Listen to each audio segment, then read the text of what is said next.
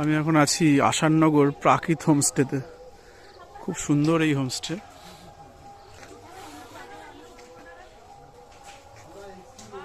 সামনে দিয়ে এই ঝোড় নদী বয়ে গেছে।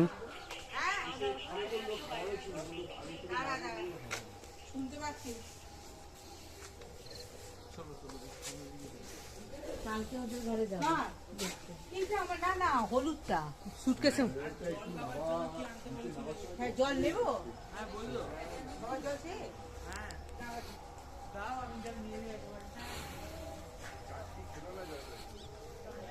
সুন্দর একটা পুকুর করা আছে। এই হচ্ছে হোমস্টে।